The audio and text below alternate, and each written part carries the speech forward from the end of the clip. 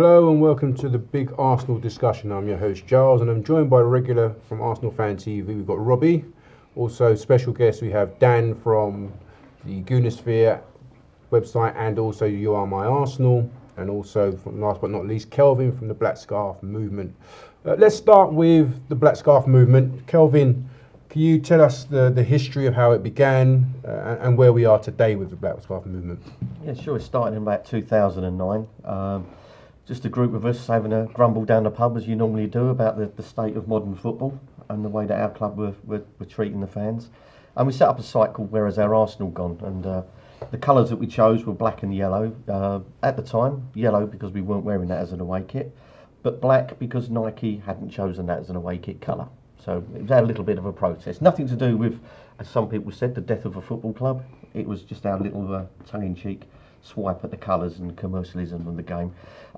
We got a nickname through that, for the Black Scarves, and then we became the Black Scarf Movement, and since then we've grown in numbers. We've got about 20,000 members now, which I think makes us probably the largest supporters group that there are out there, and we are first and foremost supporters.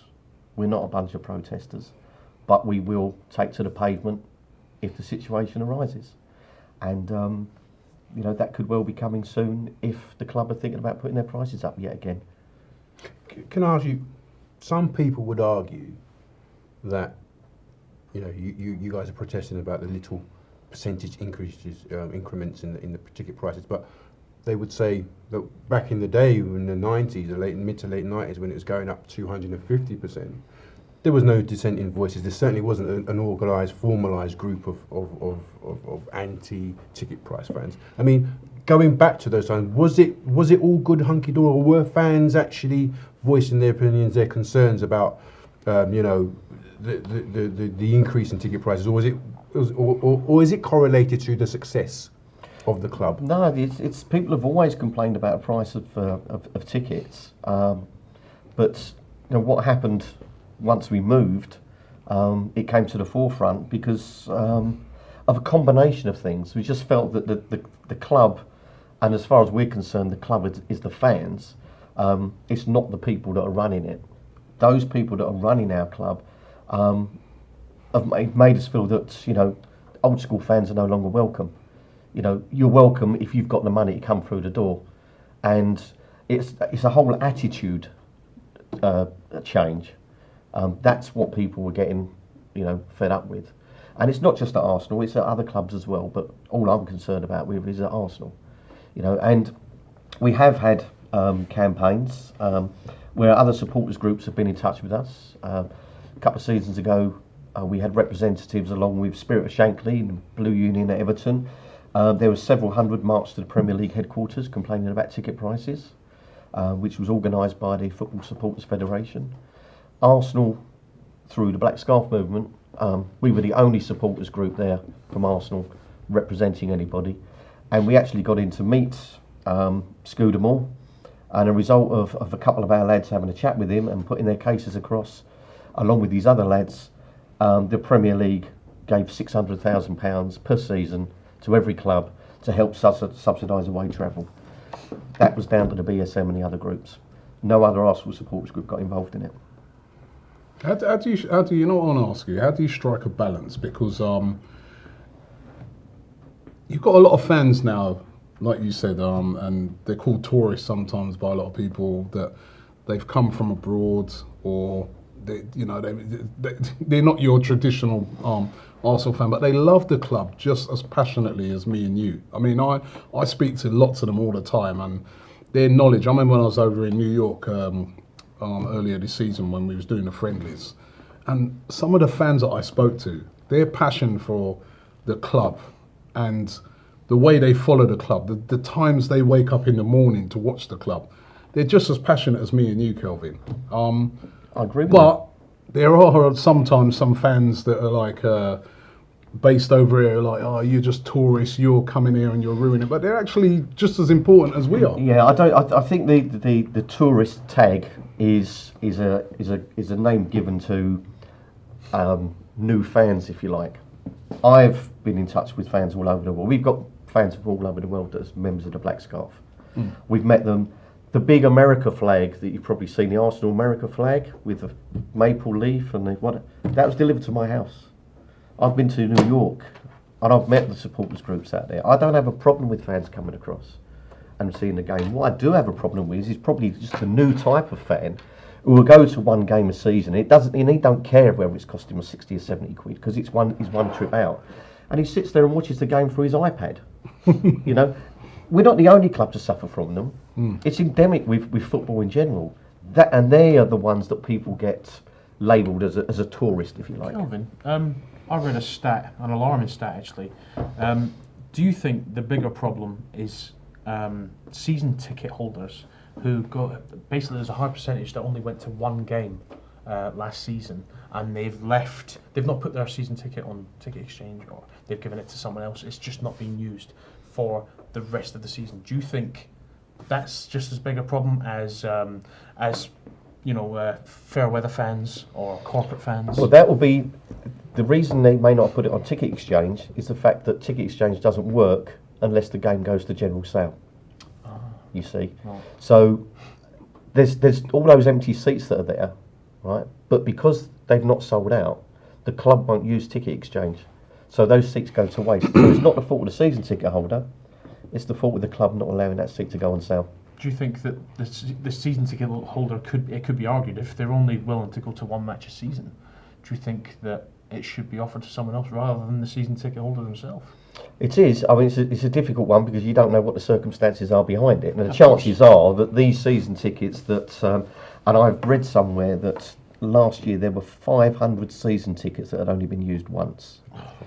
Now, the chances are these season tickets do not belong to fans.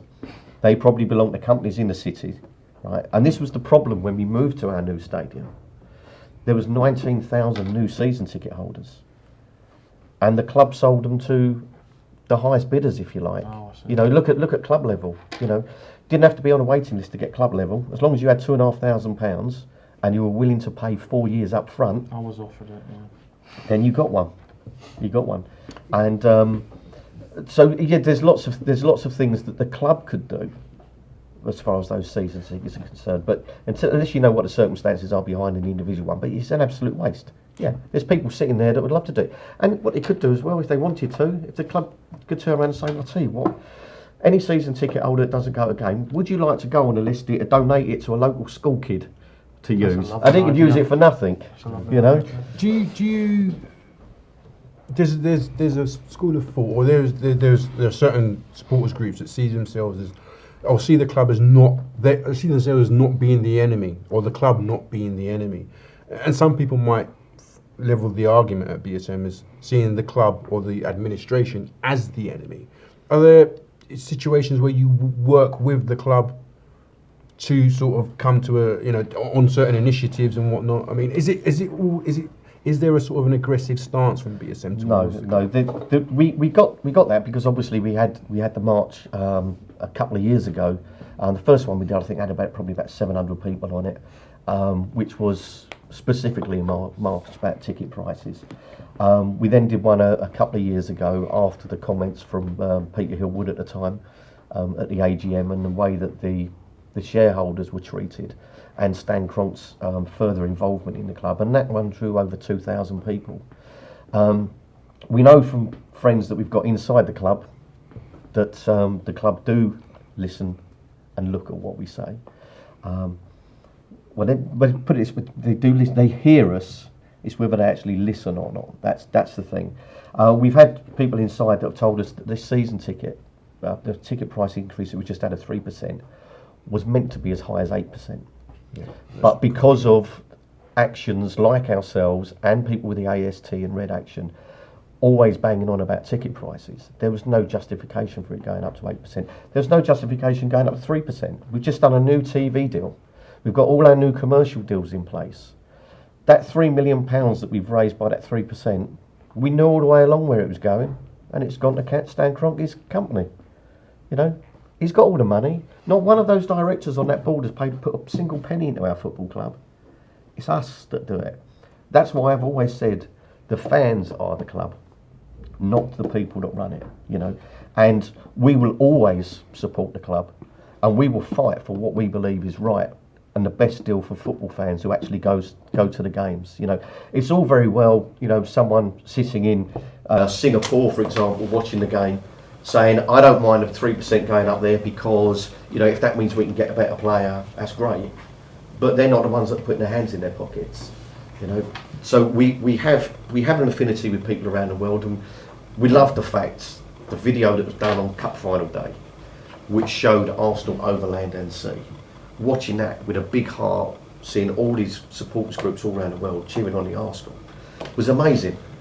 But they don't understand when it comes around to paying out prices to go through the turnstile, what we have to go through.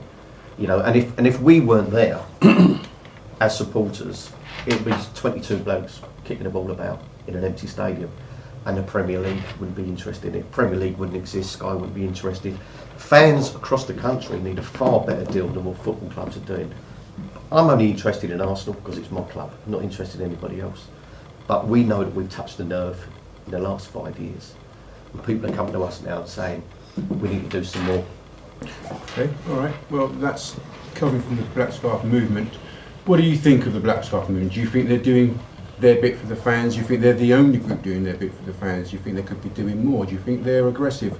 Leave your comments in the box below. Thank you. Listen, hold on. Just because I don't want to be negative. Listen, is this what? Is this? Hold on, wait a minute. We're 12 points behind the title. Is this the split in a nutshell?